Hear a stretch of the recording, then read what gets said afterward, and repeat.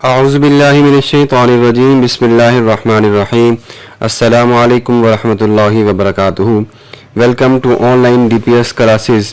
بچوں، آج ہم نے چیپٹر شروع کیا ہوا تھا اخلاق و آداب، سخاوت کی فضیلت اور بخل کی مذمت۔ آج ہماری اس کی تیسری کلاس ہے اور اس کلاس میں پہلی دو کلاسز میں ہم نے پڑھا تھا سخاوت کی فضیلت اور بخل کی مذمت سے کیا مراد ہے، سخاوت کی فضیلت اور اس کے بارے میں نبی اکرم صلی اللہ علیہ وسلم اور صحابہ کے جو اقوال تھے وہ ہم نے پڑھے تھے۔ آج ہماری تیسری کلاس ہے اخلاق و آداب، اور اس کلاس میں ہم پڑھیں گے سخاوت کی فضیلت اور بخل کی مذمت کے علاوہ ہم آج اس میں سخاوت کے معاشرتی فوائد کو بھی ڈسکس کریں گے، اس کو بھی دیکھیں گے کہ سخاوت کو اپنانے سے ہمارے معاشرے کے اندر ہمارے لیے کون سا فائدہ ہمیں ملتا ہے۔ ہم اپنی کلاس کو شروع کرتے ہیں۔ آپ کتاب نکال لیجئے، جیسا کہ ہم نے پیچھے ہم نے اس کی ریڈنگ چھوڑی ہوئی تھی، میں آپ کو بتا دیتا ہوں تاکہ آپ کو جو ہے وہ کسی مشکل کا کسی پریشانی کا سامنا نہ کرنا پڑے۔ آپ کتاب کا صفحہ نمبر 52 نکالیے ذرا۔ کتاب کے صفحہ نمبر 52 کے علاوہ ہم نے پڑھا تھا، آپ کتاب کا صفحہ نمبر اب نکالیں 54، ٹھیک ہے، 54، اور اس کا آپ دوسرا پیراگراف دیکھیں، ٹھیک ہے، دوسرا پیراگراف کتاب کا صفحہ نمبر 54۔ یہاں سے ہم شروع کرتے ہیں، اس کی ریڈنگ کرتے ہیں، ساتھ ساتھ میں آپ کو اس کا مطلب بھی سمجھاتا جاؤں گا کہ اس کا مطلب کیا ہے۔ حضرت عائشہ صدیقہ رضی اللہ تعالی عنہا فرماتی ہیں کہ ایک دفعہ ایک بکری ذبح کی گئی اور اس کا سارا گوشت اللہ تعالیٰ کی راہ میں تقسیم کر دیا گیا۔ حضور اکرم صلی اللہ علیہ وسلم تشریف لائے تو دریافت فرمایا کہ بکری جو ذبح کی گئی ہے اس میں سے کچھ حصہ باقی بچا ہے۔ حضرت عائشہ رضی اللہ تعالی عنہ کہتی ہیں کہ میں نے کہا یہ دستی باقی بچی ہے۔ آپ صلی اللہ علیہ وسلم نے فرمایا اس دستی کے علاوہ جو بھی اللہ تعالیٰ کی راہ میں تقسیم کر دیا گیا ہے وہی در حقیقت باقی اور کام آنے والا ہے۔ دیکھیں، اس حدیث مبارکہ میں حضرت عائشہ رضی اللہ تعالیٰ عنہ راوی ہیں، نبی اکرم صلی اللہ علیہ وسلم کی خدمت میں وہ فرماتی ہیں کہ ایک دفعہ جب وہ ایک بکری آئی ان کے گھر میں اور اس کو جب وہ ذبح کیا گیا۔ اب بکری کو ذبح کرنے کے ساتھ ہی جیسے بکری کو ذبح کیا گیا تو اس کا سارا گوشت حضرت عائشہ صدیقہ رضی اللہ تعالیٰ عنہ نے غریبوں میں، مسکینوں میں، محتاجوں میں جو ہے وہ تقسیم کر دیا۔ جب حضور اکرم صلی اللہ علیہ وسلم واپس آئے تو پوچھا کہ کیا جو آپ نے بکری ذبح کی تھی اس میں سے کچھ حصہ باقی بچا ہے جو ہمارے گھر کے کام میں آ جائے یا ہم جس کو پکا کر کھا سکیں؟ تو عائشہ صدیقہ فرماتی ہیں کہ کچھ بھی نہیں بچا، یہ تھوڑا سا ایک حصہ بچا ہے۔ دیکھیں وہاں پر نبی اکرم صلی اللہ علیہ وسلم نے کیا فرمایا کہ جو کچھ آپ نے اللہ تعالیٰ کی راہ میں تقسیم کر دیا، خرچ کر دیا، وہی کام آنے والا ہے۔ جو آپ نے بچا لیا ہے وہ کام آنے والا نہیں ہے، جو آپ اللہ تعالیٰ کے راستے میں خرچ کر دیتے ہیں وہی کام آنے والا ہے۔ اور اس حدیث مبارکہ سے ہمیں یہ بھی پتہ چلتا ہے کہ اللہ تعالیٰ کی راہ میں مال خرچ کرنے کی بہت زیادہ فضیلت بیان کی گئی ہے۔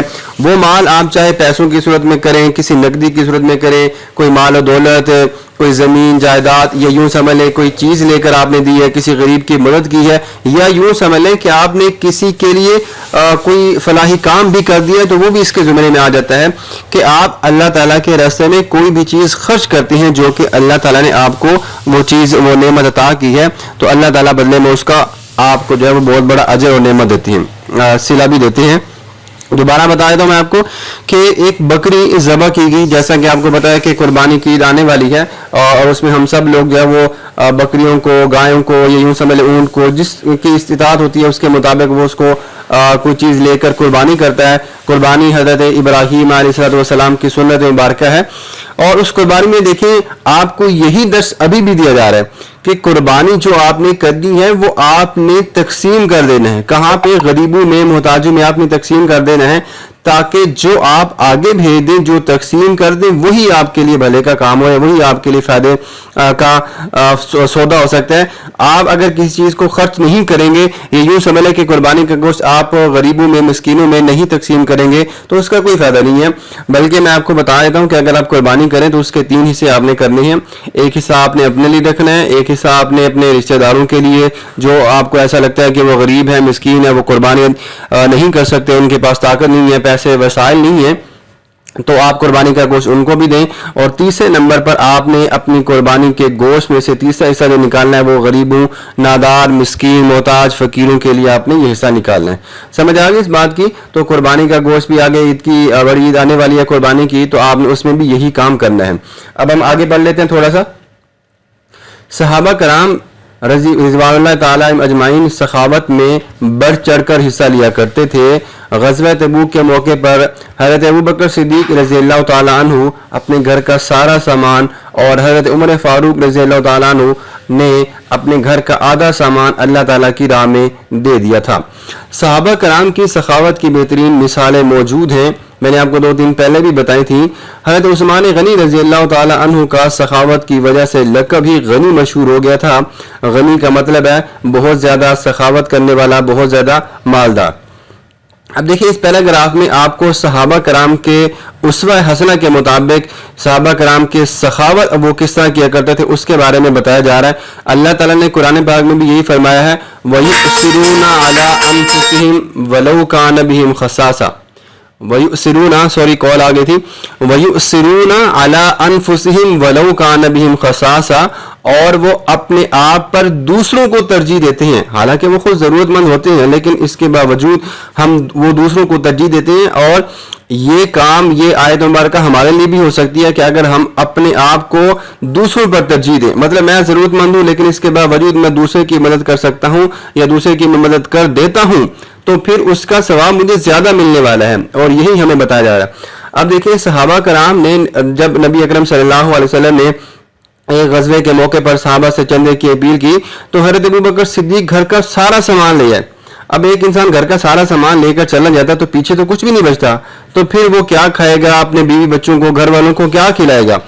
تو جب حضرت ابوبکر صدیق رضی اللہ تعالیٰ عنہ سے پوچھا گیا کہ آپ نے ایسا کیوں کیا، گھر کا سارا سامان لے اور پیچھے کیا چھوڑ کر ہے، تو آپ فرماتے ہیں کہ میں پیچھے گھر پہ اللہ اور اس کے رسول صلی اللہ علیہ وسلم کو چھوڑ کر آیا ہوں۔ وہی اللہ جس کے راہ میں یہ مال خرچ کر رہا ہوں، وہی میرے گھر کی نگرانی اور حفاظت کرنے والا ہے، وہی میرے گھر کو چلانے والا ہے۔ اب دیکھیں گے ان کا عقیدہ ہے، صحابی کا عقیدہ ہے کہ اگر وہ اللہ تعالیٰ کے راستے میں اپنا سارا مال بھی خرچ کر دیں تب بھی ان کے مال میں کمی نہیں ہوگی، وہ بھوکے نہیں مریں گے، ان کے گھر پہ فاقے نہیں ہوں گے، اللہ تعالیٰ انہیں کوئی نہ کوئی چیز کھلا دیں گے۔ اور حضرت عمر فاروق رضی اللہ تعالیٰ عنہ نے بھی کیا کام کیا تھا کہ اپنے گھر کا آدھا سامان گھر والوں کے لیے چھوڑ دیا تھا اور باقی سارا سامان جو ہے وہ اللہ تعالیٰ کے نبی حضرت محمد صلی اللہ علیہ وسلم کی خدمت میں لا کر پیش کر دیا تھا۔ جب حضرت عمر فاروق رضی اللہ تعالیٰ، یہاں پر ایک یہ بھی روایت مشہور ہے کہ حضرت عمر فاروق رضی اللہ تعالیٰ فرماتے ہیں کہ حضرت ابوبکر صدیق رضی اللہ تعالیٰ عنہ ہمیشہ مجھ سے بڑھ جاتے ہیں نیکی کے کاموں میں، آج جو ہے وہ مجھ سے نہیں بڑھ سکتے۔ یہ غزوہ تبوک کے موقع پر جب حضور اکرم صلی اللہ علیہ وسلم نے چندے کی اپیل کی تھی تو حضرت عمر فاروق رضی اللہ تعالیٰ عنہ خوشی خوشی گھر کا آدھا سامان لے آئے اور آج دل میں فخر کرنے لگے کہ آج تو میں ابو بکر سے جیت جاؤں گا، کیونکہ آج جتنا مال میں لے کر آؤں شاید ہی کوئی لے کر آیا ہوگا۔ لیکن جب وہ آگے آ کے دیکھتے ہیں اور وہ دیکھتے کیا ہیں کہ حضرت ابو بکر صدیق رضی اللہ تعالیٰ عنہ تو گھر کا سارا سامان ہی لے کر آ گئے، تو وہاں پر حضرت عمر فاروق رضی اللہ تعالیٰ فرماتے ہیں کہ میں حضرت ابو بکر صدیق سے نیکی کے کام میں آگے نہیں بڑھ سکتا۔ اب دیکھیں یہاں پر صحابہ کرام کی سخاوت کی مثالیں دی جا رہی ہیں کہ وہ اللہ تعالیٰ کے راستے میں کس قدر مال خرچ کیا کرتے تھے۔ ان کے ہاں اس بات کی قطعی گنجائش نہیں تھی کہ آپ گھر پہ کچھ چیز چھوڑ کر نہیں آئیں گے یا گھر میں کچھ چیز اسٹور نہیں کریں گے، جمع نہیں کریں گے تو ہم بھوکے مر جائیں گے، ایسا کچھ بھی نہیں تھا ان کے ہاں۔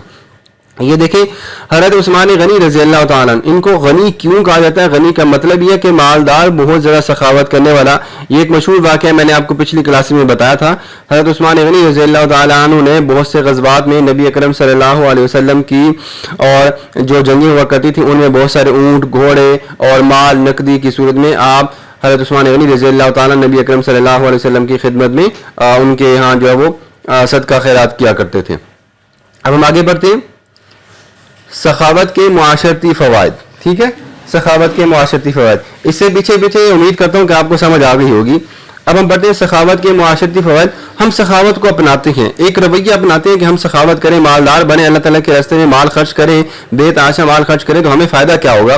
تو سب سے پہلے سنیں آپ، سخاوت کو اپنانے سے، نمبر 1، سخاوت کو اپنانے سے اخلاق اور کردار میں حسن پیدا ہوتا ہے۔ ٹھیک ہو گیا، ہمارا جو اخلاق ہوتا ہے، لوگوں کے لیے رویہ جو ہوتا ہے وہ ہمارا، اور ہمارا جو کردار ہوتا ہے وہ اچھا ہو جاتا ہے، اس میں حسن آ جاتا ہے اور دولت کی ہوس ختم ہو جاتی ہے۔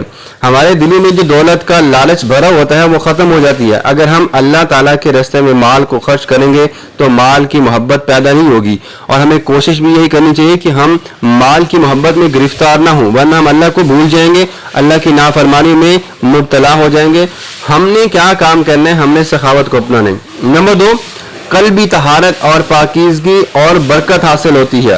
اب قلبی طہارت, دلی سکون آپ کو ملتا ہے. جب آپ کسی کی مدد کریں تو آپ اندازہ کریں, اس بات کا تجربہ کریں, جب بھی آپ کسی کی مدد کریں تو آپ کو دل سے ایک سکون سا جو ہے وہ ملے گا کہ واقعی یار میں نے ایک انسان کی مدد کی ہے, اور وہ آپ کو ایک سکون سا مل جاتا ہے کہ ہاں آپ نے جو ہے وہ کسی کی مدد کی ہے. مال میں برکت پیدا ہوتی ہے. دیکھیں اب اگر آپ اللہ تعالیٰ کے راستے میں مال خرچ کریں گے تو اللہ نے فرمایا وَلَا يُنْفِقُونَ, مطلب کہ آپ جو لوگ خرچ کرتے ہیں ان کے بارے میں بھی اللہ نے فرمایا, جو لوگ خرچ نہیں کرتے ان کے بارے میں بھی اللہ نے فرمایا کہ جو خرچ کرتے ہیں ان کے مال میں ذرا برابر بھی کمی نہیں کی جائے گی. یوں سمجھ لیں کہ ذرا برابر, رتی کے برابر بھی کمی نہیں کی جائے گی بالکل بھی. اور مال میں برکت پیدا ہوتی ہے, مال کم نہیں ہوتا, مال میں بڑھوتری ہوتی رہتی ہے. آپ کو ایسا لگتا ہے کہ آپ کا مال جو ہے وہ کبھی کم ہی نہیں ہوتا. نمبر 3, امیر اور غریب میں باہمی محبت اور معاشی خوشحالی کا آغاز ہوتا ہے. اگر ہم اللہ تعالیٰ کے راستے میں سخاوت کو اپنائیں گے تو اس سے کیا ہوتا ہے, امیر اور غریب دونوں میں.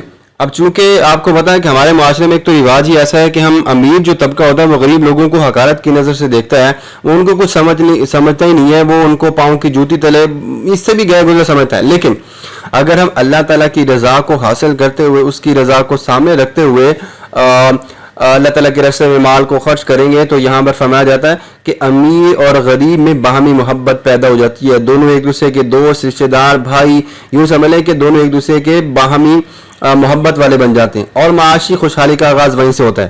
مال خرچ کرنے سے معاشرے میں دولت کی گردش یکساں رہتی ہے. اب اس بات کو سمجھیے گا کہ مال خرچ کریں گے تو اس میں دولت کی گردش یکساں رہتی ہے. اب یہ کیا بات ہے, اس کا مطلب یہ ہے, اللہ تعالیٰ نے قرآن پاک میں بھی اس کا ذکر کیا ہے سورہ بقرہ میں کہ آپ مال کو خرچ کرو تاکہ مال جو ہے وہ گردش میں رہے, مطلب گھومتا پھرے, ایک جگہ پر جمع نہیں ہونا چاہیے. دوبارہ سمجھے اس بات کو کہ مال کو گردش میں لے کر آنا چاہیے, ایک جگہ پر اس کو ٹکانا نہیں چاہیے, ایک جگہ پر رکھنا نہیں چاہیے. اگر مال گردش میں ہوگا, مثلا پہلے میرے پاس ہے, پھر کسی اور کے پاس ہے, پھر کسی اور کے پاس, پھر کسی اور کے پاس, یہ ہے گردش. ٹھیک ہے, اگر مثلا آپ کی کلاس میں کوئی عبداللہ نام کا لڑکا ہے, پہلے اس کے پاس مال چلا گیا, پھر اس نے آگے علی کو دے دیا, پھر طیب کو دے دیا, پھر طاہر کو دے دیا, پھر رضوان, اس طرح یہ چلتا چلتا چلتا اگر ہم ایسے کریں گے تو مال جو ہے وہ تقسیم ہوتا جائے گا اور گردش میں رہے گا. اور اس سے کیا ہوگا, جو سب سے پہلے والا لڑکا تھا اس کے دل میں مال کی محبت ہی پیدا نہیں ہوگی, وہ کہے گا یہ مال میرا ہے نہیں, میں نے آگے تقسیم کر دینا ہے. تو جب مال ایک جگہ پر جمع نہیں ہوگا, وہ گردش میں رہے گا, تو یہی بات ٹھیک ہوتی ہے. یہی ہمارے معاشرے کی سب سے بڑی کمزوری ہوتی ہے کہ ہم معاشرے میں رہتے ہوئے مال کو ایک جگہ پر جمع کرتے رہتے ہیں, اور آخر کار ہوتا یہ ہے کہ ہمیں مال سے محبت ہو جاتی ہے اور پھر ہم مال کو تقسیم ہی نہیں کرنا چاہتے, پھر اللہ کا عذاب آ جاتا ہے. یہاں پر ہمیں یہ کیا حکم دیا گیا کہ مال کو گردش میں لے کر آنا چاہیے, ایک جگہ پر نہیں رکھنا چاہیے. سمجھ آ گئی اس بات کی کہ مال کو آپ نے ایک جگہ پر نہیں رکھنا بلکہ اس کو گردش کروانی ہے, اس کی ایک جگہ سے دوسری جگہ, پھر تیسری جگہ. اس طرح ہوتا یہ ہے کہ ایک انسان کے دل میں مال کی محبت پیدا نہیں ہوگی اور وہ اللہ تعالیٰ کی نافرمانی میں مبتلا بھی نہیں ہوگا. ٹھیک ہے, ہمیں بھی چاہیے کہ ہم مال و دولت کو اللہ تعالیٰ کی طرف سے دی گئی نعمت سمجھیں. جب ضرورت پڑے تو دولت کو اللہ تعالیٰ کی راہ میں خرچ کریں. ٹھیک ہے, اللہ تعالیٰ کی راہ میں خرچ کرنے میں کنجوسی نہیں کرنی چاہیے. ٹھیک ہے, اپنے ارد گرد دیکھیں, مستحق, نادار اور یتیم بچوں کا خاص خیال رکھیں. آپ نے معاشرے میں بہت سارے بچوں کو جو کہ غریب ہیں, جن کے گھر پہ ان کی سرپرستی کرنے والا, ان کی گھریلو ضروریات کو پورا کرنے والا کوئی نہیں ہوتا, ان کا ہمیشہ خیال رکھنا چاہیے تاکہ ہمارا معاشرہ فلاحی معاشرہ بن کر اقوام عالم کے سامنے ابھرے, ہمارا معاشرہ ایک خوشحال معاشرہ بن جائے. ہمیں چاہیے کہ ہم فضول خرچی اور بے جا خرچ کرنے سے پرہیز کریں. ٹھیک ہے, اللہ تعالیٰ نے قرآن پاک میں اس کے بارے میں فرمایا ہے کہ فضول خرچی نہیں کرنی چاہیے. جو فضول خرچ ہوتے ہیں لوگ, وہ شیطان کے بھائی ہوتے ہیں. ٹھیک ہوتے ہیں, شیطان کے بھائی نہیں بننا ہم نے فضول خرچی نہیں کرنی, ہم نے کنجوسی بھی نہیں کرنی, ہم نے بخل سے بھی کام نہیں لینا, بلکہ ہم نے میانہ روی اختیار کرنی, ہم نے سخاوت کو اپنانا ہے, ہم نے اللہ تعالیٰ کے راستے میں مال کو خرچ کرنا ہے. ٹھیک ہے, فضول خرچی نہیں کرنی. اب فضول خرچی آپ کسی بھی جگہ پر استعمال کر سکتے ہیں, اور بے جا خرچ مطلب بے تحاشا آپ خرچ کریں یہ بھی غلط ہے. نہ ہی آپ فضول خرچی کریں اور نہ ہی آپ بے جا خرچ کریں. بخل سے بھی کام نہ لیں بلکہ میانہ روی اختیار کریں. اگر ہم اعتدال سے مطلب میانہ روی سے اور میانہ روی کے اس سنہری اصول کو اختیار کر لیں تو ہمارا معاشرہ بے شمار برائیوں اور مشکلات سے نجات حاصل کر سکتا ہے. ٹھیک ہو گیا بچوں, یہ تھی آج کی ہماری کلاس. ٹھیک ہے, یہیں پر ختم ہوتی ہے. انشاءاللہ ہم اگلی کلاس میں اس سبق کی جو ہے وہ مشق کو حل کریں گے. اس میں ہم تفصیلی جوابات, مختصر اور خالی جگہ اور باقی چیزوں کو جب ہم کور اپ کریں گے.